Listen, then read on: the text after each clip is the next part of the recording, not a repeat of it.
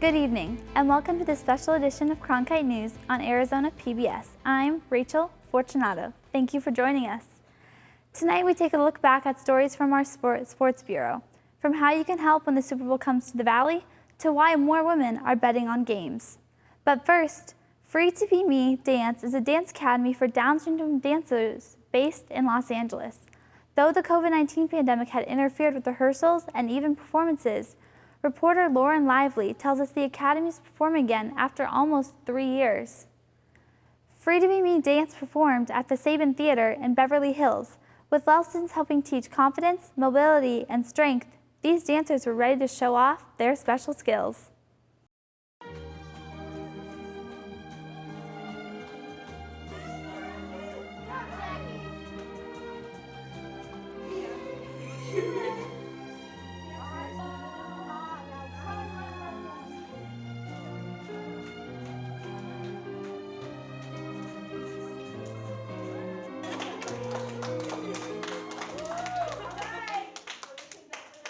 Free to Be Me Dance is in its 13th season. Nice. You look, how do you feel? I'm good. There were no recitals for the past 2 years. There were no performances. So we just continue to put forth the joy of dance to children and adults with Down syndrome. So we just made sure that they were ready. We have about 17 of our dancers in the studio live. And then we have anywhere from 3 to 4 dancers on Zoom with us as well. We just decided we were going to regroup and pivot and offer Zoom classes online. It was very important to me that we not postpone this program indefinitely until we were able to get back to teaching live. 3, 2, 1.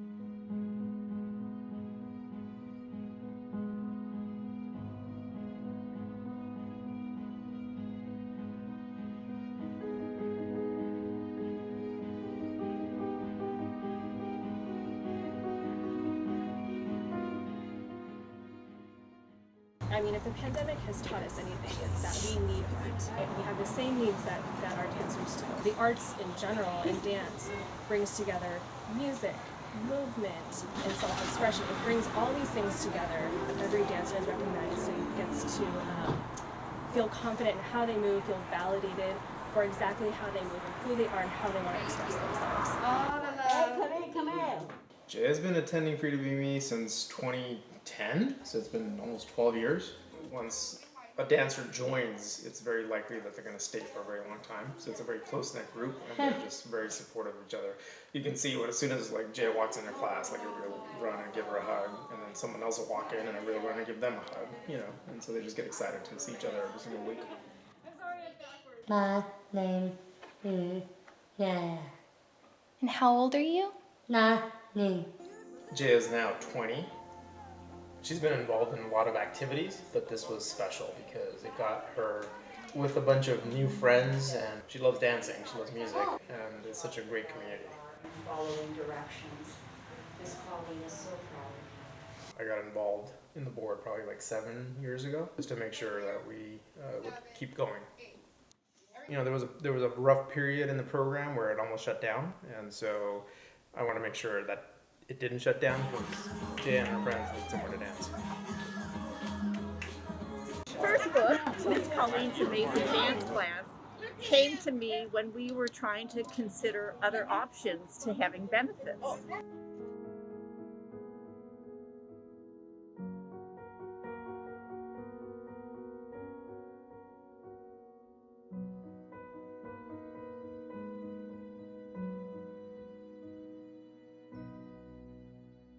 That blue arm. Bring it around. Yes, Nia. One more time. Bring it around. Yeah. Right. Now you've got to go together. One of the interesting things that a parent once shared with us is that they had never met another parent who had a child with Down syndrome before they joined Free to Be Me Dance. So, you wouldn't maybe suspect that, but there can be a lot of social isolation when you have a child with special needs. And so we really are more than a dance class. We're a community of people who love the joy of dance. I've learned so many things from our special dancers with Down syndrome. One of them is how to be present and in the moment, because that's really where the joy of life is. Another is to be completely open-hearted and show unconditional love. And so I would say to anybody who's never had a relationship with somebody with special needs, just see them as yourself. They're another human being with a whole other set of gifts and abilities and skills waiting for you to discover.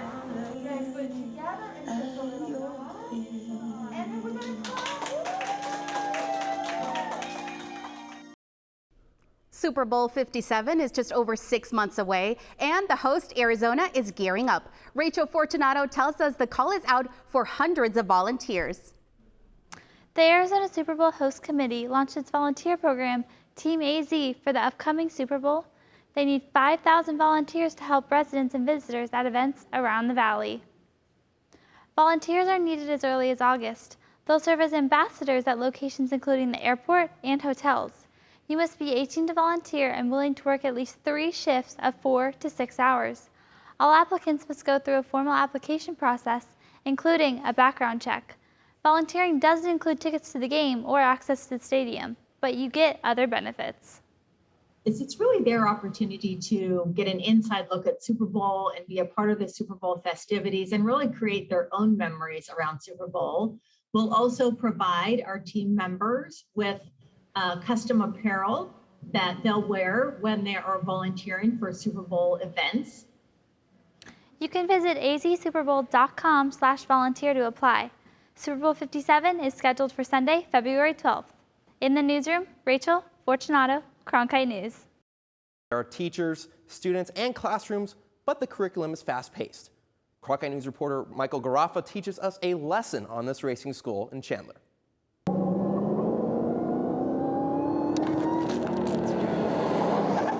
The Radford Racing School in Chandler is the official driving school of Dodge. From teaching people how to drag race to improving their driving skills, everyone walks out of the school having learned something.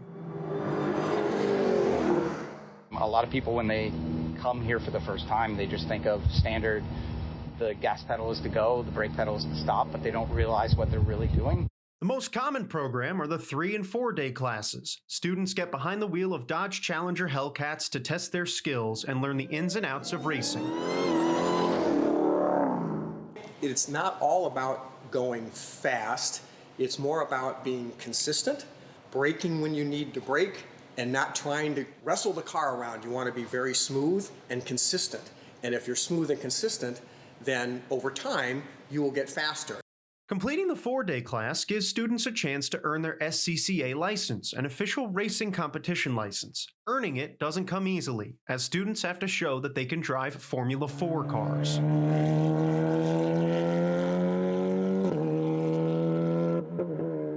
When you get the Formula 4, you feel everything. There's nothing that cushions you between the two. So you're feeling every gear shift you do, every braking you do, and how you turn. And if you're doing it wrong, you know. None of this would be possible without the instructors at the school, some of whom have been around for 25 years. And that's what I love about my job is I get to be myself. I get to wear Vans to work, and I get to play with cool cars in the sunshine and meet a lot of cool people. The reaction that my students have, whether it's learning something new or just seeing them change, something that they were doing, and they all of a sudden have this epiphany of that's how you do it. All it takes is a couple $1,000 and a week of your time to learn lessons about driving that may save your life someday. In Chandler, Michael Garaffa, Cronkite News.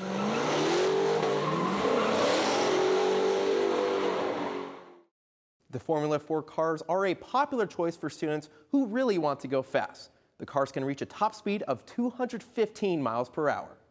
When sports betting was legalized, the popularity exploded, and now the user demographic may be shifting. Cronkite News reporter Alex Amato tells us who is joining the fast-growing industry. The number of sports bettors doubled in 2021, and the industry is expected to continue expanding with women fueling the growth. We see more and more female customers almost every day. It seems to be growing in popularity with the female demographic. Data shows women joined sportsbooks at a faster rate than men in 2021, with more than 4.6 million joining sportsbook betting apps according to data analysis company GWS. That's an 115% increase from 2020, almost double the growth rate of men in the same time period. A lot of women enjoy sports just as much as men. It's just teaching new customers, and not just necessarily women, whether it be the older population as well, how to interact with the newer way of sports betting. You know, it's not the guy at the bar. You know, we have a very high-tech product here, and that takes some getting used to. BetRivers, along with its associated New Jersey outlet Sugar House, showed so much success in attracting new female users to the extent that the company now has a higher proportion of women than men in its user base. But it was FanDuel who brought in more new female users in the U.S. than any other sportsbook gambling company in 2021. I just think it's big for us to we can actually step in a male-dominant role now that sports betting is everywhere.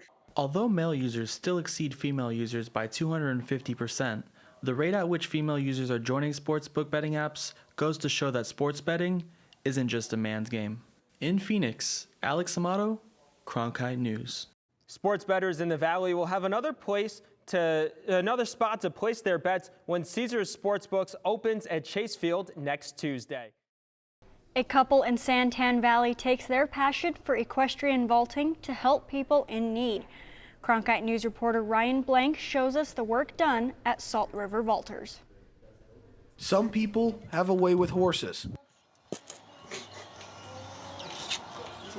And horses definitely have a way with people. I can see that they just have an instant change sometimes. They get up on a horse and they're having full-blown conversations with the horse. They're happy, and it's just amazing to see sometimes an instant change in students. Jared Salas and Kadria Musina Salas run Salt River Vaulters, the first and only equestrian vaulting organization in the state of Arizona. A popular sport in our native country, Russia, the founders wanted to bring the joy of vaulting to the valley. I want to share the horses and my knowledge and my instructor's knowledge to help them, because I think everyone can benefit from it. Equestrian vaulting's gymnastics on horseback. So there's a lot of moves that incorporate the gymnastics, doing splits and stands and different things on the back of a horse. Their students vary in age and ability, but giving everyone an opportunity to work with the horses is central to Salt River's mission. I came from boarding schools when I was younger, and horses really helped me with some emotional issues I had. So I think being able to offer horses to people that may not be able to necessarily afford horses is really important to me. While Jared and Kadria love teaching vaulting and expanding the sport, the organization has a deeper meaning.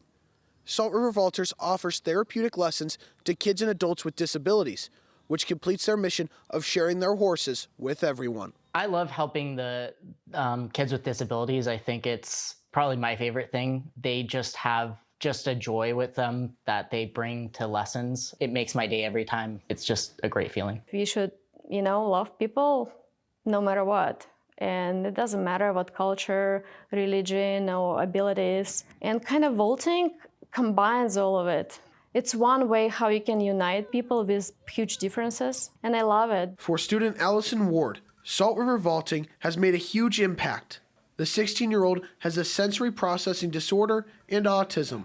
She recently struggled to get dressed and go to school until she started working with the horses. For me, and for Allison, it's been life-changing because from the moment she stepped foot on the property and was able to connect with the horses, we've been able to go to school, and we've been able to get dressed, and we've been able to function at a typical level. So it's been life-changing. Me and my coach have become really close and I've only known her for 2 months, and we're really close. And then I'm really close with the horse Jewel. She's my favorite. Salt River Vaulters became a nonprofit organization in 2020 because their purpose extends beyond money.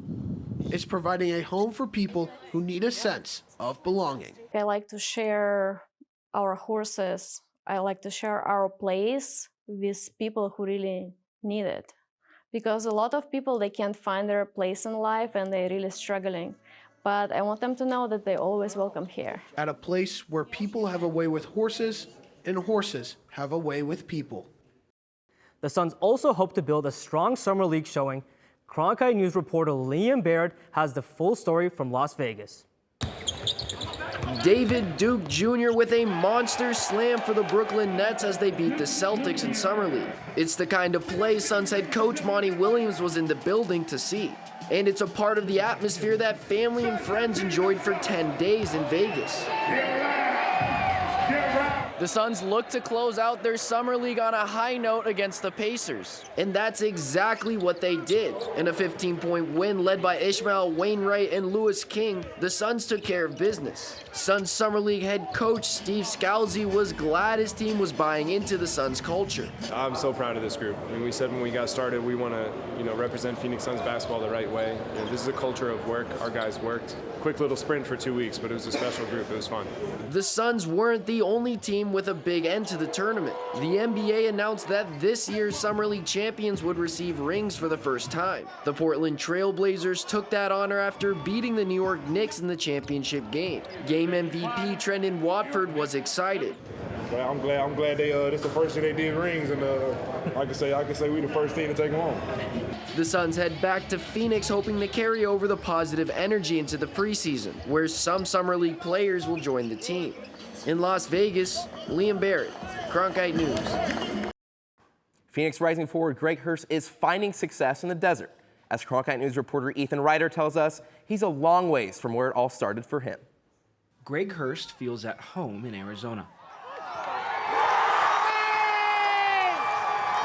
Since signing on in January, the Phoenix Rising forward quickly settled in as one of the top scorers on the team. The most fun I've had, to be honest, just the standard of training every day. It's making me improve, which is the most important thing. Finding his comfort zone in the desert may come as a surprise for a player who grew up in Scotland, but his experience playing for multiple club teams has been an advantage. He was at training or playing football nearly every day of the week since he was a young age. His impressive play had him picked up by a team in the top league of Scotland, but the travel that came with it wasn't easy. He was travelling some not very good roads to some of the venues that we were going to training. And we were kind of sitting in the house waiting for him to come through the door. But a young Hurst never found his footing with that team. Continuously being loaned out left him frustrated and with a decision to make. I was playing part-time after I got released from full-time, and I wasn't really sure if I wanted to keep playing. I wasn't enjoying it, so I thought, if something comes up for a fresh start, then I'll have a go at it. And luckily enough, I got the chance to come to America. The change in hindsight was the right decision, but it didn't always feel that way. I think the first couple of days I just wanted to go home. You don't know anybody, and it's a big jump and it's a big step to take. His teammates and coaches helped him to feel at home, but the support from his family, who virtually packed his bags for him, was also a big help in finding eventual success with the Rising. But what really for me sets him apart is his feet and how soft his feet are, his skill in the box and how quickly he can get a shot off. These are talents that we don't see very often in this country. While he honed his soccer skills growing up in Scotland, Hurst is finding the confidence to use them in America, feeling more and more at home in the desert. Whereas now he walks, with a really straight back, walks tall, and he's got a smile now. It's a genuine smile. He just loves it. In Phoenix, Ethan Ryder, Cronkite News. As the Arizona Rattlers begin to head into the Indoor Playoff League playoffs, many of their players have grown throughout the year. Cronkite sports reporter Brianna Garcia gives us a look at one player who has stepped up for the team. Wide receiver Braxton Haley is originally from Athens, Georgia. After graduating from Illinois State during COVID, he received a chance to play ball with the Rattlers. My agent called me and was like, Arizona Rattlers are interested. Me and my dad drove out here. It took us about 2 days. I didn't even know you'd get cut from the team at the time, so I drove out here on a chance, but I believed in myself and it worked out, and I've been here ever since. Offensive line coach Kani Kawahi doesn't work directly with Haley, but he said it's enjoyable to have him on the team. Well, he's like a young child with an exorbitant amount of energy. Sometimes you gotta settle him down. Sometimes you gotta enjoy it. With this being his second year with the Arizona Rattlers, Braxton Haley has seen himself grow as a player and a competitor on the team. My mindset has changed a lot, especially my confidence, and confidence comes from trusting your training, especially when you're tired. So, yeah, man, just the approach that I take to the game, whether it's in here practicing or, at home stretching or things like that, I just have a different mindset about it. Haley only saw 9 games last season for the Rattlers. Quarterback Drew Powell said Haley has taken a huge step from last season. Yeah, I've seen him grow a lot, maturity, seeing the field, reading the defenses, being a leader. And this year he's become more of a leader for the guys. Haley currently sits 4th in the IFL leaders standings for receiving touchdowns. In Mesa, Brianna Garcia, Cronkite News. The Rattlers clinched home field advantage in the first 2 rounds of the playoffs, which start July 24th at the Footprint Center. As school students enjoy their break, they may also be taking part in a summer reading program. One suggestion, a book from a young author and athlete here in the Valley. Cronkite News reporter Benjamin Garcia has more on a former Chaparral lacrosse player turned published author. Chaparral senior Zachary Ostrowski picked up lacrosse 3 years ago, quickly developing an IQ for the game, but it's his acumen off the field that makes him stand out. So I think with lacrosse, you get the lax bro mentality is a big thing, especially on the East Coast. You're just the bro with long hair, and you're a big frat bro, basically. Seeing that and hearing everything he was about, I made sure not to use big words around him in case I used them wrong. But, it was really nice to see that he's a hard-working athlete. Ostrowski certainly has found a way with words. At just 14, he became an author of a science fiction novel, The Uncontrolled. And at age 16, he published the sequel to that novel, A Hollow World. I couldn't keep all these ideas to myself. I had to let everybody know about them. So I ended up writing these novels. I ended up starting off with a few chapters. And then, of course, I was 10 years old, so I was very antsy. But when I was 12 years old, I could actually sit down and think for more than a second. And that's when I was able to get my thoughts together and compile a story that a lot of people liked. The hobby has turned into an asset on the field for Ostrowski. From using the skills it takes to write a book into how he attacks opposing defenses on the field, all while gaining high praise from his teammates. During plays, for example, you could just tell he's mapping out each and every move. He's trying to figure out where everyone's going, and his vocabulary on the field, he's always like, could I please have the ball or something. He's super nice, super sweet guy. Ostrowski hasn't just used his talents of reading and writing on the field, but off the field as well. By going to different elementary schools, Ostrowski speaks with children about the importance of reading and writing and inspiring them to use those skills to chase their own dreams. Being a child celebrity has shown me how important it is to keep on inspiring the youth, because I know all these kids that I'm speaking to, and then they're getting older and older, and then they're going to start using what I taught them in their later lives. Ostrowski has his goals set high as the author looks to get into schools such as Harvard or Brown to study astrophysics. In Scottsdale, Benjamin Garcia, Cronkite News. What started as a way to make friends has turned into an organization that provides an uplifting and inclusive community for women who have a disability. Cronkite News reporter Madison Thomas has more on how the Rolex are breaking barriers.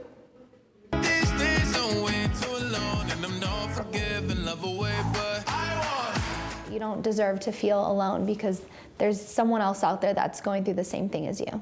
Rolex founder and CEO Chelsea Hill was injured in a drunk driving accident. When I was paralyzed at 17, I didn't really know anyone else with a disability that was my age and that was like me.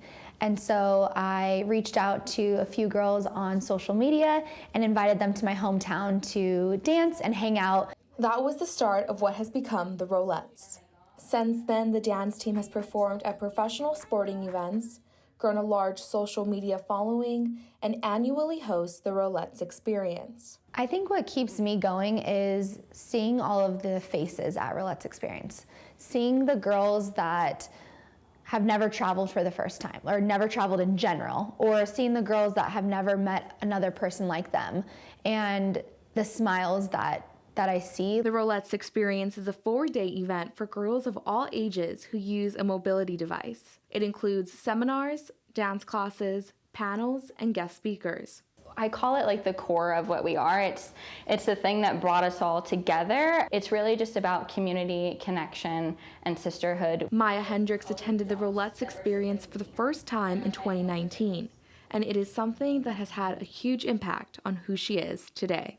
I rolled into a room of 175 women in wheelchairs at eye level with me. It was one of the most amazing feelings that I've had in my life, let alone since being injured. It was really somewhere I could connect with everyone. The group relies heavily on sponsorships and donations to put on the Rolex experience and currently has a GoFundMe account. I never want money to be the reason why someone can't attend something like this, because you know, it really is life-changing for people in so many different ways.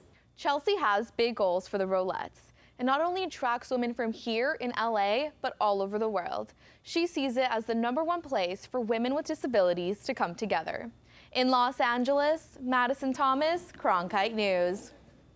Registration is open for the 2022 Rolex Experience, which is taking place July 21st through July 24th in Los Angeles. That's it for Cronkite News tonight. Thank you for joining us. And for top Arizona stories anytime, go to cronkitenews.azpbs.org.